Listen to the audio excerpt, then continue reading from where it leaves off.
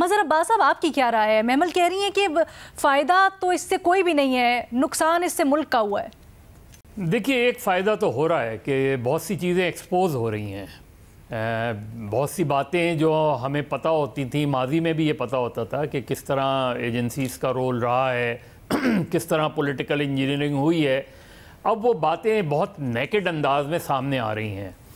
और जनरल फैज़ की बात कह रहे हैं, जनरली तो उनकी बात ठीक है कि जी वो मेजर जनरल थे, लेकिन मेजर जनरल पोस्टेड कहाँ थे? वो बहुत इम्पॉर्टेंट होता है, क्योंकि अगर आप जो है वो आईएसआई के अंदर पोस्टेड हैं तो आईएसआई के तो ब्रिगेडियर की भी बड़ी अहमियत होती है।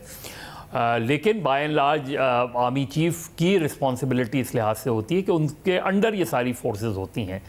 लेकिन अगर हम देखें, आप 2018 का इलेक्शन ले लें ऑनवर्ड, सिर्फ आप जनरल मादी को छोड़ दें, जनरल बाजवा के 6 साल का अगर जायज़ा लिया जाए और जनरल बाजवा के 6 साल की मुख्तलिफ इवेंट्स को जो है वो देखा जाए, तो बहुत सी बातें खुलकर सामने आ जाती हैं कि 2018 का इलेक्शन भी इंजीनियर्ड था और 2022 का वोट ऑफ नो कॉन्फिडेंस भी इंजीनियर्ड था।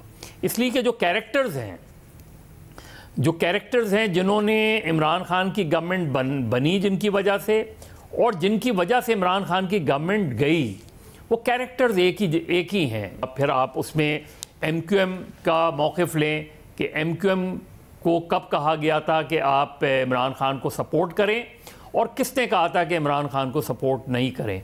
किसने कहा था, जो सेनेट में सादिक संजरानी के ख़िलाफ़ जब वोट ऑफ नो कॉन्फिडेंस आ रही थी, वो कौन लोग थे, उन कौन से सेनेटर्स थे और जिनको किसने अप्रोच किया था। हासिल बिदिंजो मरूम का जो है वो उन्होंने वादे सॉर्ट मौजूद है कि जी ये जनरल फैज़ के लोग थे। लेकिन उससे पहले 2018 इलेक्शन से पहले बलूचिस्तान में all of a sudden Muslim League Noon की गवर्नमेंट टॉपल हो जाती है और बलूचिस्तान अवामी पार्टी बन जाती है। ये सारे जो सीक्वेंस हैं, और फिर अचानक MQM नाराज़ हो जाती है, फिर अचानक बाप नाराज़ हो जाती है, फिर अचानक क्यों नाराज़ हो जाती है और अचानक जो है वो इमरान खान के ख़िलाफ़ एक बगावत हो जाती है। तो ये 6 साल का जनरल बाजवा के टेन्योर का, उसमें उनकी तौसी भी शामिल है, उसका अगर जायजा ले लिया जाए। लेकिन तो सर फिर यहाँ पर दो सवाल सर यहाँ पर दो सवाल पता चल जाएंगे। ठीक है, देखिए नहीं, 2 सेपरेट सवाल हैं। एक तो कमीशन से मुताल्लिक मुझे बता दीजिएगा किसको इनिशिएटिव लेना चाहिए, दूसरा क्या मौजू तरीन फोरम हो, और दूसरा सियासी इसका जरा पहलू भी बताइएगा। ये कमीशन बनाना चाहिए human rights commission of Pakistan को। इसमें कमीशन में होने चाहिए पिलडैट के लोग भी, इसमें और भी सिविल सोसाइटी के लोग होने चाहिए। आसान काम नहीं है, लेकिन अगर कोई इंडिपेंडेंट कमीशन बनेगा तो इंडिपेंडेंट कमीशन ऐसे ही फोरम बना सकते हैं कि जो अक्रॉस द बोर्ड जो है इसकी इन्वेस्टिगेशन करें।